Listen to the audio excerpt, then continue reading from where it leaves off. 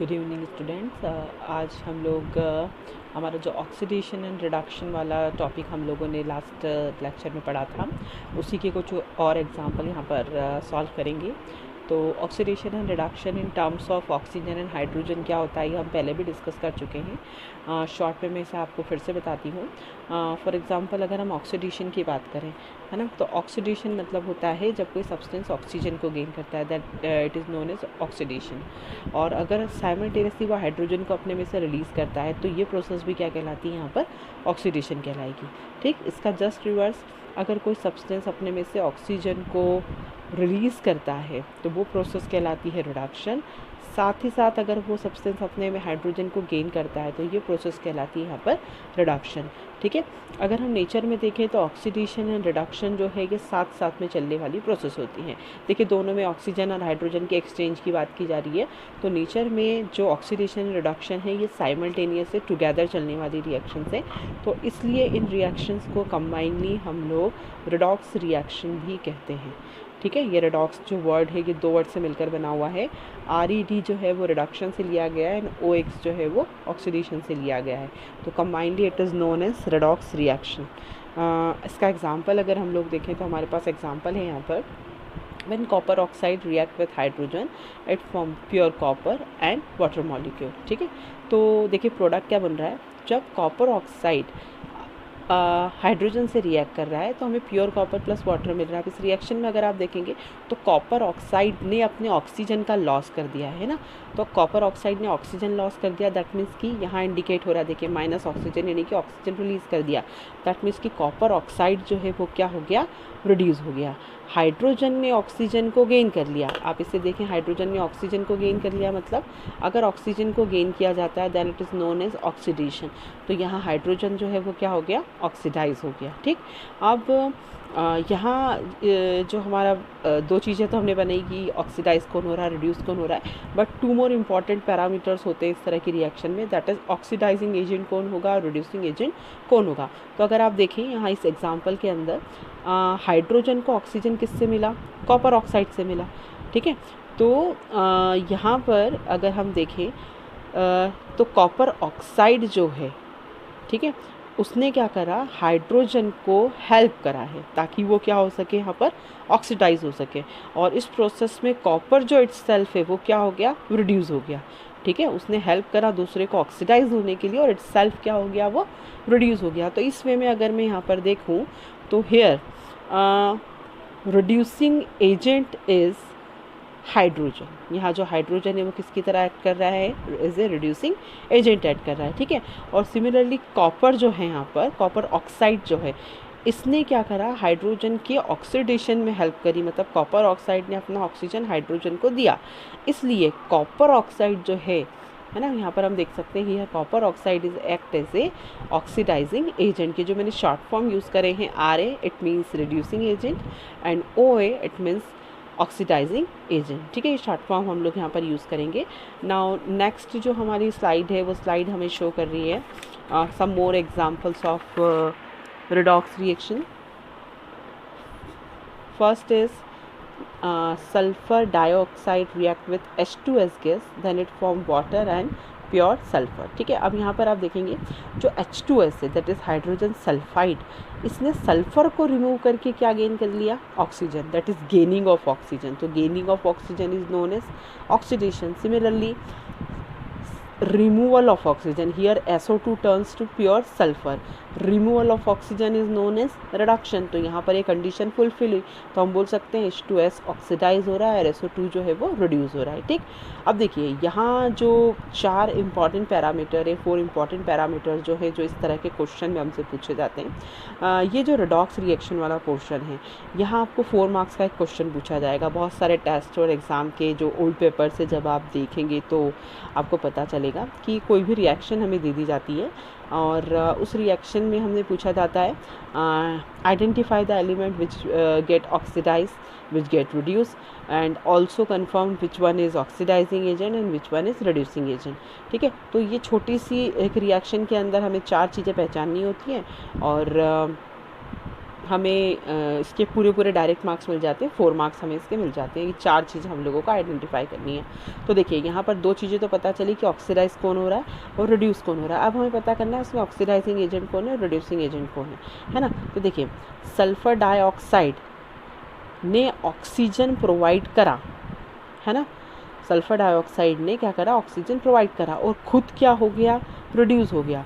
तो जो oxygen provide करता है वो एक्ट करता है एज ए ऑक्सीडाइजिंग एजेंट, ठीक है। यहाँ H2S जो था वो H2S ने क्या करा है, अपने आप को ऑक्सीडाइज करा है, ठीक है। तो इस ऑक्सीडाइज जो सब्सटेंस खुद ऑक्सीडाइज होता है वो प्रोडक्ट क्या बनाता है, आगे जाके रिड्यूसिंग एजेंट बनाएगा।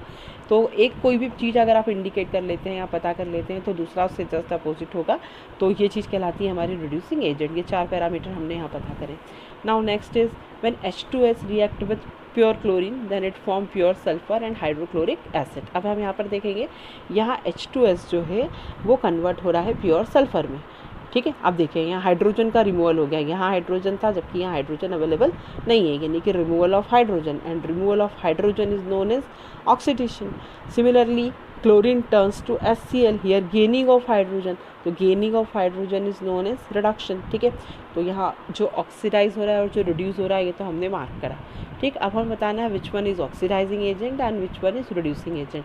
तो यहाँ आप देखेंगे क्लोरीन जो था, है ना, क्लोरीन ने क्या करा है, हाइड्रोजन को गेन करा है, ठीक है। और क्लोरीन ने हाइड्रोजन को गेन करा है, मतलब कि जो खुद रिड्यूस होता है वो कहलाता है ऑक्सीडाइजिंग एजेंट। एंड इसका जस्ट अपोजिट जो ऑक्सीडाइज होता है, हियर H2S गेट ऑक्सीडाइज, जो ऑक्सीडाइज होता है वो कहलाता है रिड्यूसिंग एजेंट, ठीक है। तो यहाँ तक अभी तक जो हम कंसेप्ट पढ़ रहे थे ये सारे कंसेप्ट जो हैं वो हाइड्रोजन, ऑक्सीजन या किसी इलेक्ट्रोनेगेटिव एलिमेंट की गेनिंग और लूजिंग पर डिपेंड करते हैं, ठीक है। बट ये जो कंसेप्ट है वो कहीं ना कहीं ऑब्जेक्शनेबल है, या हम कह सकते हैं रिडॉक्स रिएक्शन की सारी कंडीशन को फुलफ़िल नहीं करते हैं। तो इस कंडीशन को या हम कह सकते हैं इस कंसेप्ट को और ज़्यादा अच्छे से डील करने के लिए और अच्छे से एक्यूरेटली से समझने के लिए हमें एक और कंसेप्ट की रिक्वायरमेंट होगी, और वो कंसेप्ट है हमारा इलेक्ट्रॉनिक कंसेप्ट, ठीक है। तो वैसे तो ये इलेक्ट्रॉनिक कंसेप्ट जो है वो हमें 11th में डील किया जाएगा, बट एक सुपरफिशियल इंफॉर्मेशन में आपको अपने एक लेक्चर में इसकी दूंगी कि कैसे हम लोग सब्सटेंस को समझते हैं कि वो ऑक्सीडाइज हो रहा है या वो कैसे रिड्यूस हो रहा है, ठीक है। तो इसके लिए मैं आप लोगों को बता दूं, आप एटलीस्ट एटॉमिक नंबर 20 तक, है ना, ये आपका होमवर्क भी आप कंसिडर कर सकते हैं, एटलीस्ट एटॉमिक नंबर 20 तक, है ना, यानी कि हाइड्रोजन से लेकर कैल्शियम तक के एटॉमिक नंबर प्लस उनका कॉन्फ़िगरेशन, ये आप अच्छे से याद कर लें।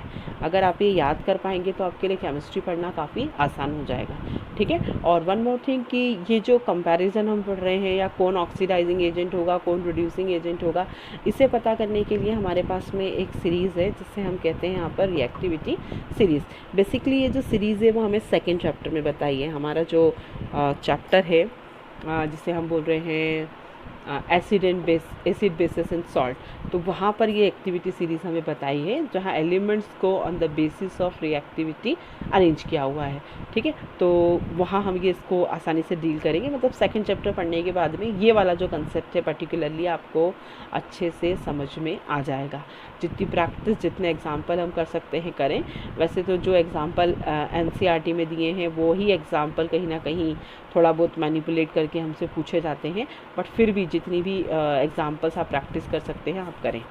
चलिए, ये हमारा रिडॉक्स रिएक्शन की कुछ एग्जाम्पल की हमने बात की। Now next is effects of oxidation in are real life, ठीक है। ये जो ऑक्सीडेशन का कंसेप्ट हम लोग पढ़ रहे थे ये हमारी रियल लाइफ को किस तरह से अफेक्ट करता है और क्यों हम इस ऑक्सीडेशन को पढ़ें। तो देखिए, ऑक्सीडेशन जो है वो सबसे पहला काम क्या कर रहा है, हमें किस तरह से अफेक्ट कर रहा है, ऑक्सीडेशन ऑफ मेटल्स हो जाता है। यानी कि कोई भी मेटल अगर हम लेते हैं which is electropositive in nature, ये इन्वायरमेंट की negative gases that is electronegative gases के साथ कंबाइन होकर एक कॉम्प्लेक्स का फॉर्मेशन करते हैं।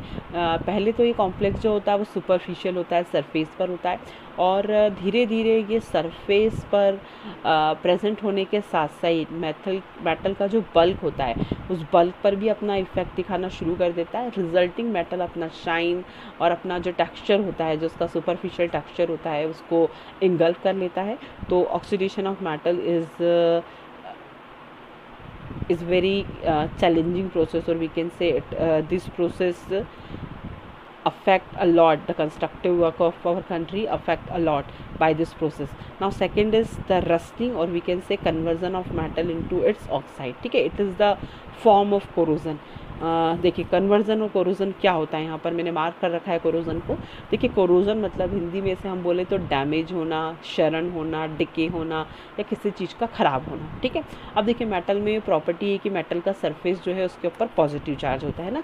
मेटल जो है वो ऑलवेज इलेक्ट्रॉन को डोनेट करता है, तो सरफेस पर क्या आ जाता है, उसका पॉजिटिव चार्ज आ जाता है। अब ये पॉजिटिव चार्ज जो होता है वो इन्वायरमेंट से नेगेटिव चार्ज को अपनी तरफ अट्रैक्ट करता है, ठीक है।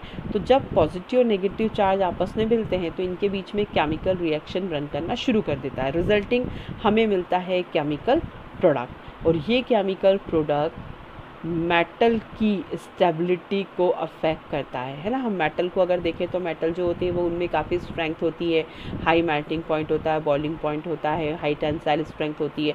बट अगर कोरोजन हो जाता है, रस्टिंग हो जाती है, तो मेटल की सारी फिजिकल प्रॉपर्टी चैलेंज हो जाती हैं। तो कोरोजन कोई अच्छी बात नहीं है, हम ये कह सकते हैं एक तरह का कर्स है मेटल के लिए, एक तरह का श्राप है मेटल के लिए। अब देखिए ये रिएक्शन को अगर हम देखें, when iron react with water in presence of some moisture then it form iron oxide, hydrated iron oxide, that is known as rust, ठीक है। तो conversion of metal into its oxide is called corrosion. अब यहाँ पर बहुत minutely समझने की ज़रूरत है कि बेसिक डिफरेंस क्या है बिटवीन रस्ट एंड कोरोजन। सी अब यहाँ पर समझिए, जो कोरोजन होता है वो कोरोजन किसी भी मेटल के अंदर हो सकता है ना। अगर मैं इसको बताऊँ आपको तो आप देखिए समझें इसे।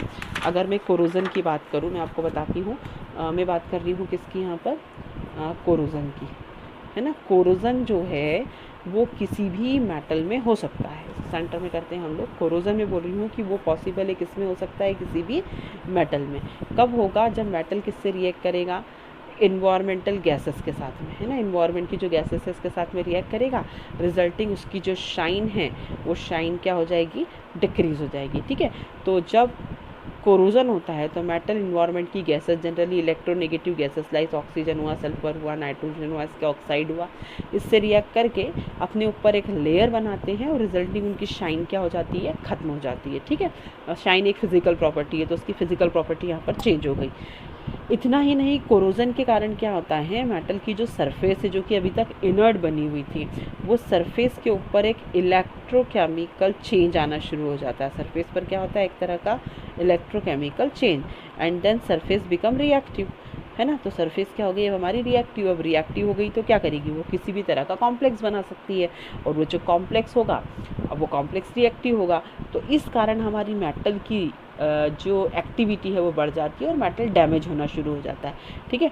तो ये प्रोसेस जो है वो कहलाती है कोरोजन। कोरोजन आप किसी भी मेटल के लिए कह सकते हैं। अगर सिल्वर की ब्लैकनिंग की बात करें, silver react with oxygen then it form silver oxide, black colour का complex, it is also known as corrosion.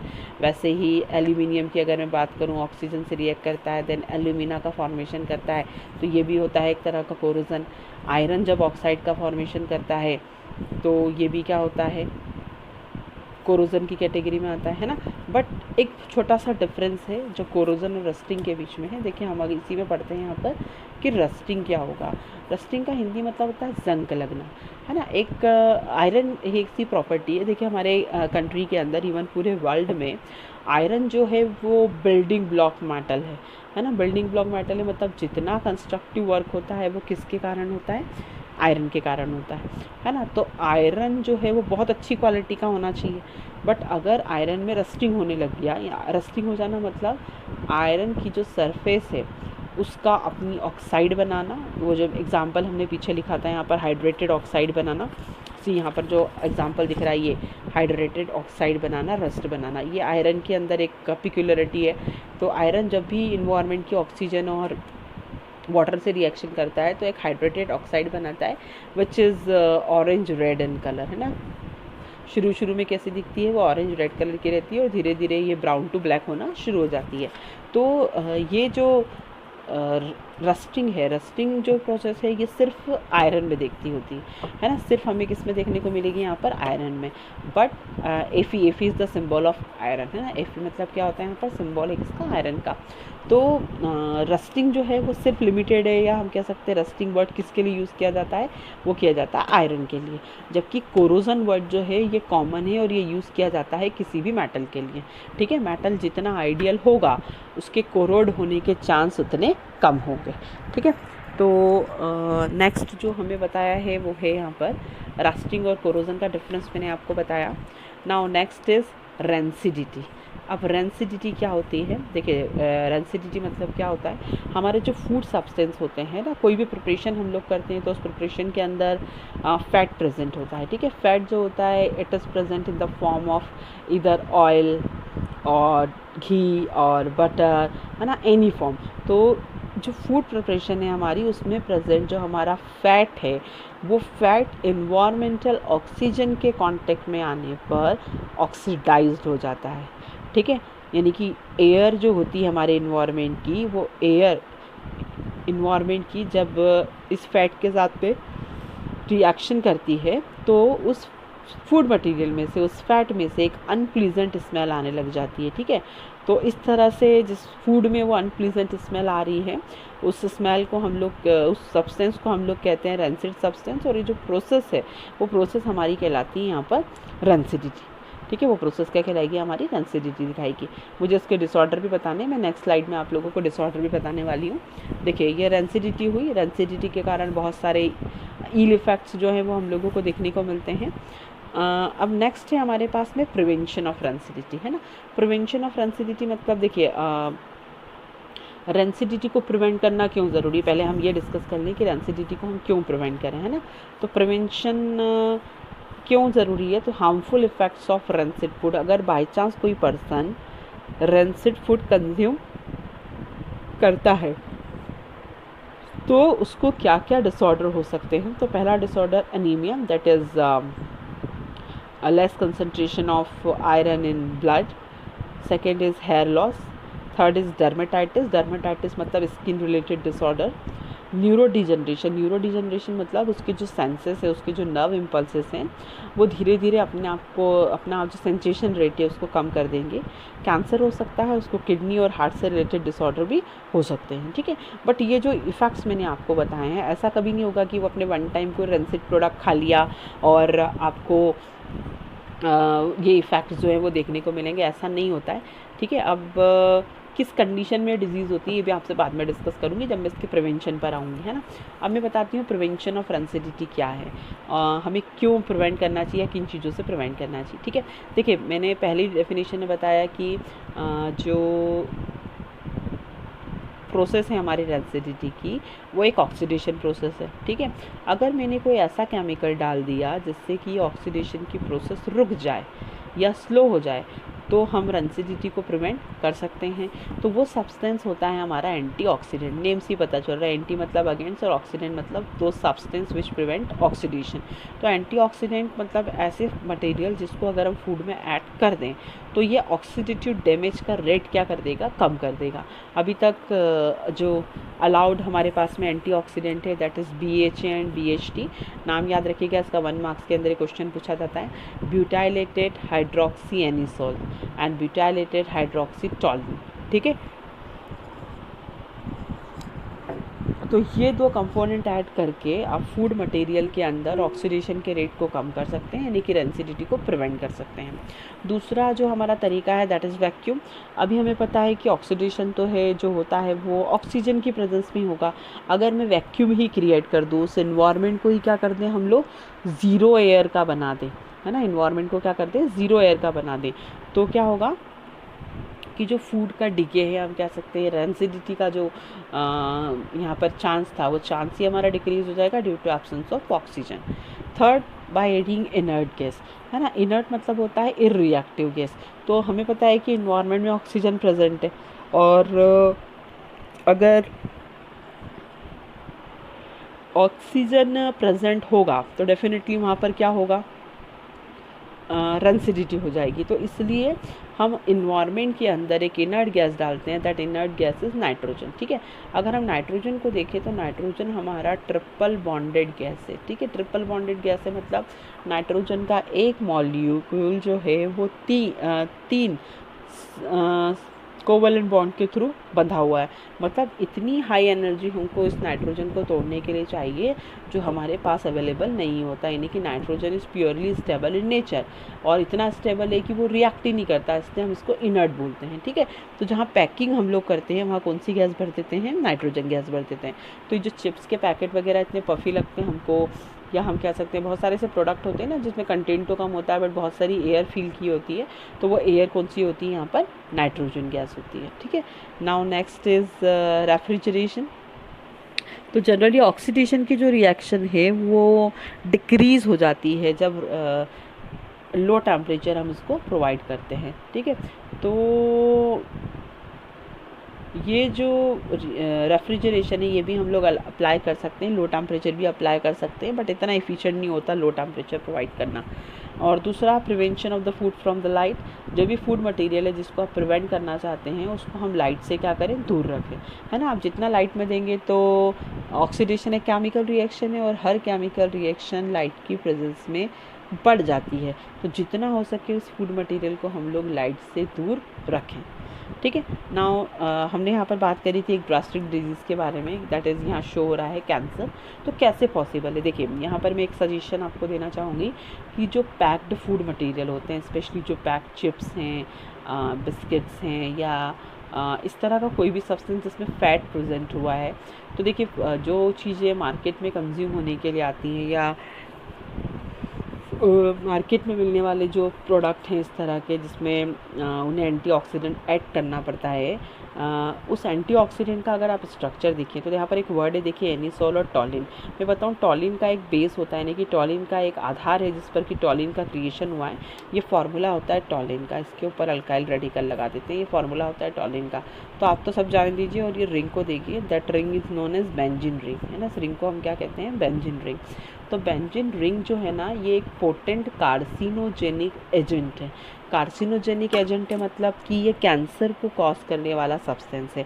अब आप खुद इमेजिन करो कि आप तो अपनी जो कार्विंग्स होती हैं उसको सेटिस्फाई करने के लिए थोड़ी थोड़ी क्वांटिटी में चिप्स या बिस्किट या जो भी पैक्ड फूड है उसको खाते हैं, बट रेगुलरली थोड़े थोड़े अमाउंट में ये बेंजीन जो है वो कहाँ जा रहा है, आपकी बॉडी के अंदर जा रहा है, और इसका एक्शन ही होता है कि वो बॉडी के अंदर कैंसर की प्रोसेस को स्टार्ट करता है। ठीक है, तो इस हैबिट को हम लोग समय रहते छोड़ दें, है ना, क्योंकि इसका कंसंट्रेशन है वो भी रिकमेंडेड कंसंट्रेशन से ज़्यादा हम लोग यूज़ करते हैं, ताकि शेल्फ़ लाइफ जो है वो, अगर मान लो 6 मंथ के अंदर भी ख़राब होने वाला हो, उस पर प्रिंटेड करा है, तो आफ्टर 6 मंथ भी वो ख़राब नहीं होगा। ठीक है, तो ये प्रिवेंशन है हमारा, ये हम कह सकते हैं एनसीडीटी हम इस तरह से प्रोटेक्ट कर सकते हैं।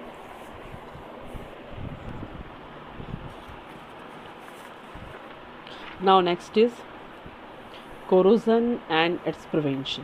ठीक है, कोरोजन का हम बचाव कैसे कर सकते हैं, तो कोरोजन का बचाव हम कैसे कर सकते हैं ये हम लोग देखें।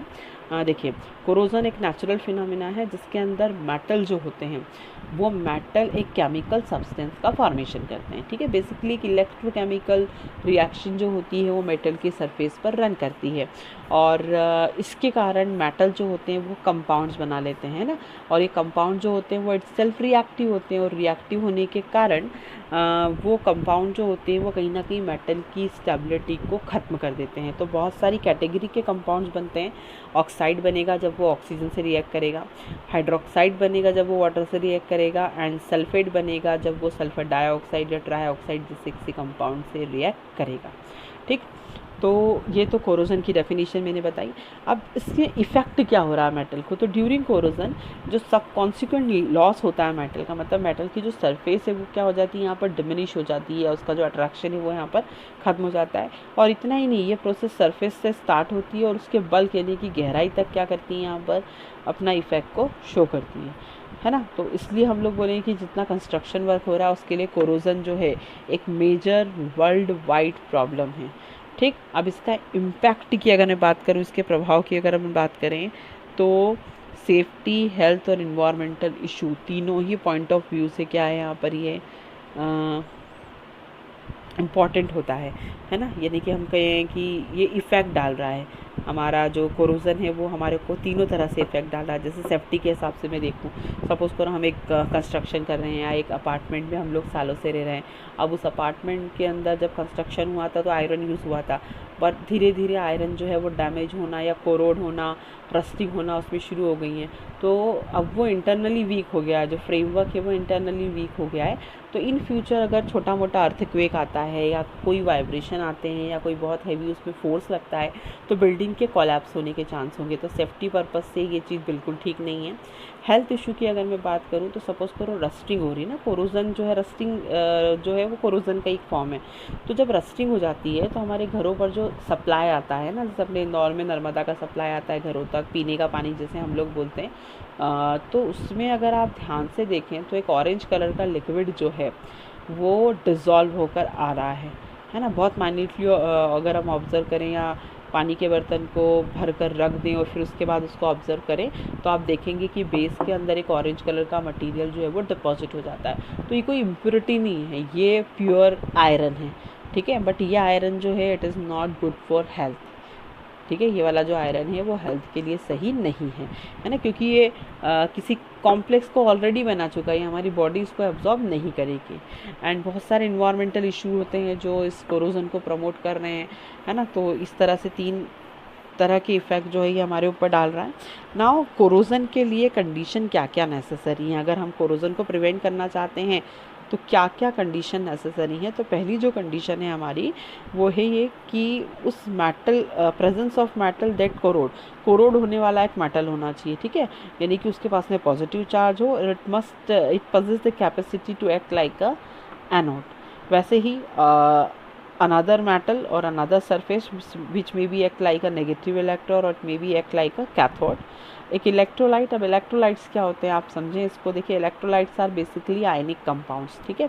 और when we dissolve this compound in a suitable ionic solvent they fully get dissociate and form ions, ठीक है। तो electrolytes are simple ionic compounds which possess the tendency to furnish ion in aqueous medium। तो ये कहलाते हैं हमारे electrolyte. तो एक इलेक्ट्रोलाइट मीडियम प्रोवाइड करता है जिसमें कि आयंस का मूवमेंट होता है और वो कंडक्टिविटी को शो करते हैं, ठीक। और किसी भी तरह का कोई कांटेक्ट अगर पॉजिटिव और नेगेटिव इलेक्ट्रॉन के बीच में हो जाता है ना, कोई इलेक्ट्रोलाइटिक मीडियम आ जाता है या किसी भी मीडियम के थ्रू इलेक्ट्रॉन का फ्लो स्टार्ट हो जाता है तो भी कोरोजन की होने की कंडीशन बन जाती है, ठीक है। तो ये सब हमारी कोरोजन की कंडीशन थी। अब नेक्स्ट हमें बताया गया है वो फिज़िकल फैक्टर जो कि कोरोजन के लिए रिस्पॉन्सिबल होते हैं, ठीक है। Physical factor which is responsible for corrosion. देखिए, 3 मेजर कंडीशन है हमारे पास में, that is air, water and oxygen. अगर इन तीनों कंडीशन में से एक भी कंडीशन कम होती है then we are in a condition that rusting is not occur, है ना। मतलब हम ये देखेंगे कि रस्टिंग की जो प्रोसेस है वो नहीं होती है। आप ये तीनों कंडीशन का एक प्रैक्टिकल जो है वो आप लोगों को अपनी एनसीईआरटी बुक में भी दिया गया है, जिसमें 3 अलग अलग टेस्ट ट्यूब के अंदर यहाँ पर आयरन नेल्स को रखा हुआ है। तो उसमें एक आयरन नेल ऐसी है जिसके अंदर एयर, वाटर और ऑक्सीजन तीनों को कांटेक्ट है, एक ऐसी है जिसके अंदर सिर्फ एयर वाटर का कांटेक्ट है और एक ऐसी है जिसके अंदर ना तो एयर का है, ना वाटर का है, ना ऑक्सीजन का है। तो आप ये देखेंगे कि वो नेल या वो वाला टेस्ट ट्यूब जिसमें तीनों गैसेस का या तीनों पैरामीटर का कांटेक्ट मिलता है वहाँ रस्टिंग होगी, और रेस्ट 2 में यहाँ पर रस्टिंग ऑब्जर्व नहीं होती। ठीक है, तो ये हुआ हमारा कोरोजन का प्रोसेस। अब हमें प्रिवेंशन देखना है कि हम इसे कैसे बचा सकते हैं ना। हमने रीज़न देख लिया कि इन कारणों से होता है, तो पहले तो हमको मटेरियल का सिलेक्शन अच्छा करना चाहिए। गुड क्वालिटी ऑफ मेटल हम लोगों को यूज़ करना पड़ेगा। अगर हम रिएक्टिव मेटल यूज़ करेंगे तो ऑब्वियस सी बात है उसमें कोरोजन होगा ही, है ना। दूसरा, मटेरियल की अलॉइंग प्रोसेस। देखिए अलॉय क्या होता है? Alloy means the homogeneous mixture of 2 और more than 2 metals and non metal. Metal की प्रॉपर्टी को इन्हांस करने के लिए ये हमारे वहाँ हज़ारों सालों से प्रैक्टिस हो रहा है कि मेटल के अंदर सुटेबल क्वालिटी का अदर मेटल ऐड कर दो, ठीक है, जिससे उसकी प्रॉपर्टी क्या हो जाए, बढ़ जाए। तो अलॉइंग आप कर सकते हैं। दूसरा, जो स्ट्रक्चर आपने बनाया, जो कंस्ट्रक्शन अपन ने करा है, उसका स्ट्रक्चर ऐसा होना चाहिए जिसमें कट कम से कम हो, जिसमें शार्पनेस कम हो, उसकी एजेस जो है वो ओपन ना हो। अगर ऐसा होगा तो अपने आप टेंशन कम हो जाएगा एंड रस्टिंग का प्रोसेस भी यहाँ पर कम हो जाएगा। फिर इन्वायरमेंट अल्टर कर दो, यानी कि एयर, वाटर, ऑक्सीजन तीनों में से कोई एक कंडीशन को ऑमिट कर दो तो अपने आप कोरोजन जो होगा वो स्टॉप हो जाएगा। नाउ कैथोडिक और एनोडिक प्रोटेक्शन, यानी कि जो हमारे इलेक्ट्रोड्स लगे हुए हैं उनको हम मास्किंग कर दें, कोई इनर्ट मटेरियल उनके ऊपर कवर कर दें ताकि वो इस रिएक्शन में पार्टिसिपेट ना कर पाएँ। Then coating, very most important thing which is necessary to prevent the corrosion और रस्टिंग इज़ कोटिंग। देखिए कोटिंग में कुछ दिए हैं हमें सब headings like electroplating, galvanisation, hot dipping, glazing, sherardising, lots of technique is दिया।